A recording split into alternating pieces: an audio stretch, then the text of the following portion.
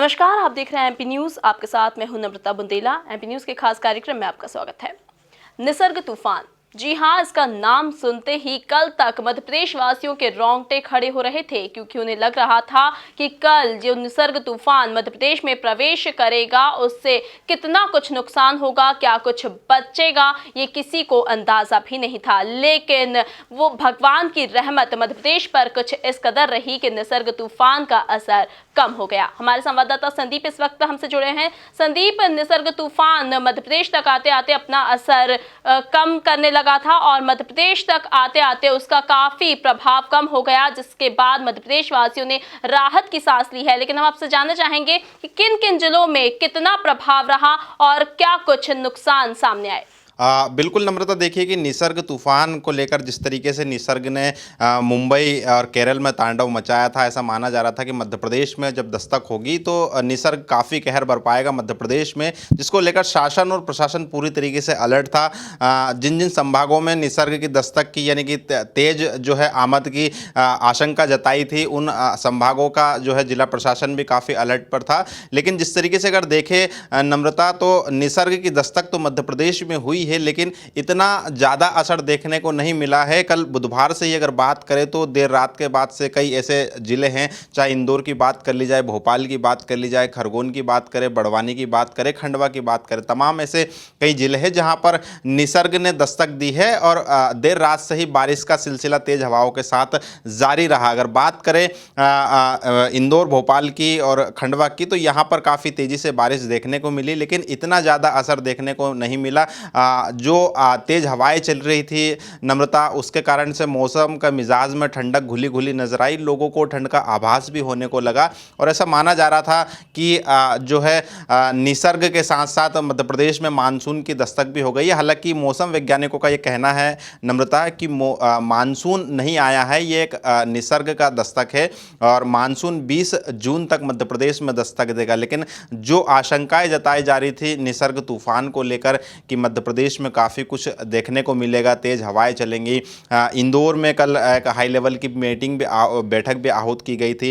यहाँ पर खुद कलेक्टर और सांसद शंकर लालवानी ने अपील की थी कि लोग 10 से 11 बजे के बाद अपने घर से ना निकले, तेज़ हवाओं के साथ जो है काफ़ी कुछ नुकसान हो सकता है। उन्होंने अपील भी की थी कि बहुत ज़्यादा ज़रूरी काम हो तो मौसम देख कर ही निकलें। इसी तरीके से भोपाल में भी अगर देखें तो भोपाल में भी जिला प्रशासन पूरी तरीके से अलर्ट में था।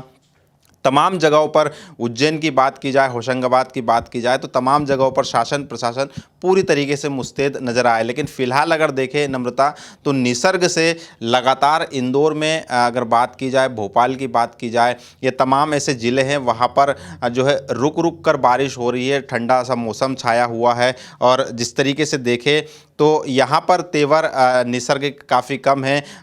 मौसम विभाग ने जो है भोपाल में येलो जो है अलर्ट जारी किया है और तमाम ऐसे मध्य प्रदेश के 18 ऐसे ज़िले हैं जहां पर ऑरेंज अलर्ट जारी किया गया है। तो कुल मिलाकर हम देख सकते हैं कि शुक्रवार तक ये निसर्ग का असर काफ़ी कम होता हुआ नजर आएगा। जी बिल्कुल, असर तो कम होता नजर आएगा, लेकिन जिस तरह से इस निसर्ग तूफान के आने का समय हो गया था और शासन प्रशासन पूरी जिम्मेदारियां संभाले था, कई दुकानों को बंद करवा दिया गया, लोगों को घरों में रहने की अपील की गई, पूरे इंतजामात किए जा चुके थे। लेकिन संदीप, इसके आगे एक सवाल और यहाँ पर सामने आता है, असर तो कम हुआ, फिर भी कई जिलों पर इसका असर देखने को भी मिला है, तो क्या कुछ नुकसान सामने आए हैं इस निसर्ग तूफान? बिल्कुल नम्रता, देखिए कि खंडवा में निसर्ग तूफान का सबसे ज़्यादा असर देखने को मिला। देर रात से ही काफ़ी तेज बारिश हुई, वहाँ पर तेज़ हवाओं के साथ बारिश हुई है। करीब अगर मौसम विभाग की माने तो करीब 130 से 137 मिलीमीटर वहाँ पर बारिश दर्ज की गई है। खंडवा जिले के तमाम जो नाले हैं वो उफान पर नजर आए। रेलवे स्टेशन पूरी तरीके से जलमग्न हो गए। कई चौक चौराहे जो है वो पूरी तरीके से पानी में तब्दील हो चुके हैं। तो ऐसा कहते हैं कि खंडवा में काफ़ी जो है बारिश देखने को मिली। वहीं उसके बाद में बड़वानी की अगर बात करें तो वहाँ पर 97 मिलीमीटर जो है बारिश दर्ज की गई है मौसम विभाग के मुताबिक। भोपाल की बात करें तो वहाँ पर सबसे कम बारिश हुई। इंदौर में जो मौसम विभाग की माने तो करीब 47 से 50 यानी कि 50 मिलीमीटर जो है बारिश दर्ज की गई है। तो कुल मिलाकर हम कह सकते हैं कि कि जो नुकसान जो आकलन किया जा रहा था कि काफ़ी बड़ा नुकसान हो सकता है, वैसा कुछ जान माल की आशंका नुकसान नहीं हुआ है। लेकिन हालांकि मौसम विभाग ने ये आशंका जरूर जताई है नम्रता कि आकाशीय बिजली गिर सकती है, आकाशीय बिजली का खतरा जो है लगातार जो है बरकरार रहेगा। साथ ही साथ ये जो बारिश हुई है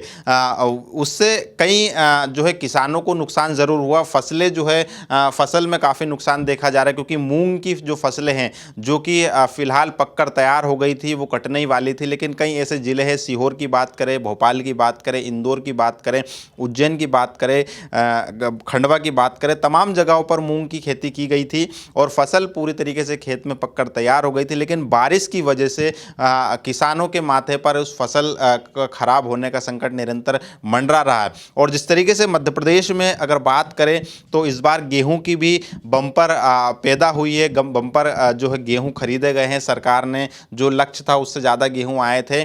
ऐसे में समय पर जो है परिवहन नहीं हो पाया गेहूं का। हज़ारों लाखों कुंटल गेहूं जो है बाहर रखे हुआ था, जो सरकारी गेहूं जो सरकार ने खरीद लिया था किसानों से।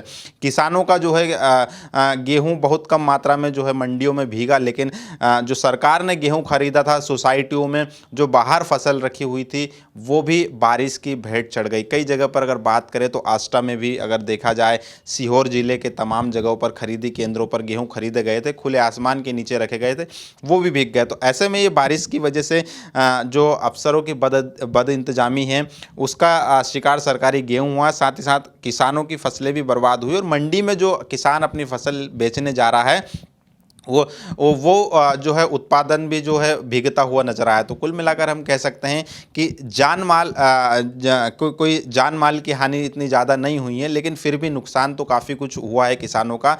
बहरहाल देखना होगा कि ये जो मौसम विभाग ने जिस तरीके से उनका कहना है कि शुक्रवार तक साइक्लोन जो है निसर्ग का, उसका असर काफ़ी कम हो सकता है। तो शुक्रवार तक ये आशंका जताई जा रही है कि एक बार फिर जो है निसर्ग का ये जो असर कम होगा और एक बार फिर जो है मध्य प्रदेश में धूप खिलने लगेगी और गर्मी वापस से देखने को मिल सकती है। हालांकि 20 जून तक मानसून के आने का अंदेशा जताया जा रहा है। तो ऐसे में मौसम में लगातार हल्की फुल्की ठंडक घुली हुई देखी जा सकती है। बिल्कुल, तो तूफान का असर तो कम हुआ, आने वाली मुसीबत तो टल गई है, लेकिन अनाज का इस बीच काफी नुकसान हुआ है। बेमौसम हुई बारिश से किसानों का भी नुकसान हुआ है। वहीं बाहर पड़े गेहूं जो खुले में पड़े थे वो भीग गए हैं, लेकिन यदि धूप खुलती है तो फिर से इस नुकसान की भरपाई होने की आशंका है। लेकिन फिलहाल तूफान का ये जो मंजर मध्य प्रदेश पर जो खतरा मंडरा रहा था वो फिलहाल टल चुका है। ताजा तरीन खबरों के लिए आप बने रहिए हमारे साथ,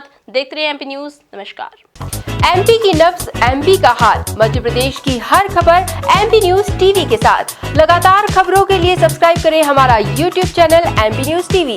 लेटेस्ट अपडेट्स के लिए बेल आइकन दबाना जरा भी न भूलें।